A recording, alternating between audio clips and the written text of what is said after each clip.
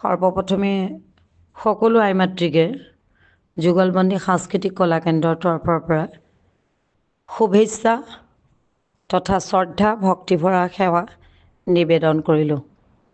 আপোনালোকে শুনি ভাল পাব যে শিৱসাগৰ বৰ্ডিং খেলপথাৰত আমাৰ অনুষ্ঠানভাগি যিহেতু বহুত বহলভাৱে হ'ল, সেয়েহে আমাৰ বৰ্ডিং ফিল্ডৰ পৰা আমি পিয়লি ফুকন ষ্টেডিয়ামলৈ 15 তাৰিখৰ দিনটোত আমি হস্তান্তৰ কৰা হৈছে। আপোনালোকে ভয় খাব নালাগে যে পিয়লি ফুকন ষ্টেডিয়ামটো কোনখিনিত আছে। যিসকলে যোৰহাটৰ ফালৰ পৰা টাউনৰ মাজমজিয়াদি আহিব, অৰ্থাৎ জয়সাগৰেদি আহিব, তেওঁলোকে দিখৌৰ দলংখন পাৰ হৈ অলপ আগলৈ আহি এখন ফিছাৰী পাব। ফিছাৰী ফ্ৰণ্টে ৰাস্তাটোৱে সোমাই মুখতে পিয়লি ফুকন ষ্টেডিয়ামখন আছে।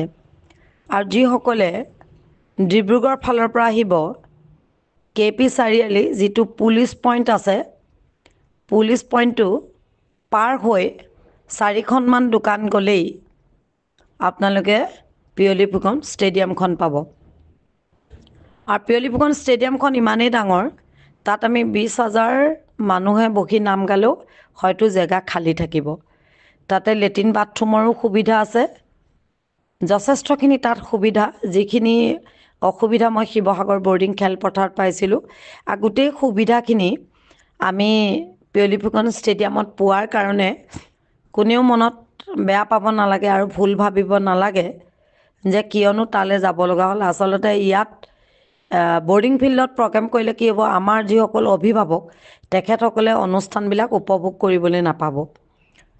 আৰু পিয়লি ফুকন ষ্টেডিয়ামত 3-4 হাজাৰ মানুহে বহি অনুষ্ঠান উপভোগ কৰিব পাৰিব। আৰু সেয়েহে সকলো টীম লিডাৰকে কথাষাৰ জনাই দিলোঁ যাতে কোনেও ভুল বুজিব নালাগে।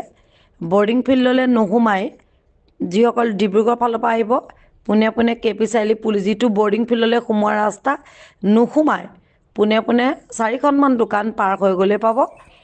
জয়সাগৰ বা যিসকল আহিব সেইফালৰ পৰা KP চাৰিআলি পাবহি নালাগে, তাৰ আগত এখন ফিছাৰী আছে, ফিছাৰীখনৰ ফ্ৰণ্টৰ ৰাস্তাটোৱেদি সোমাই মুখতে আপোনালোকে পিয়লি ফুকন ষ্টেডিয়ামখন পাব।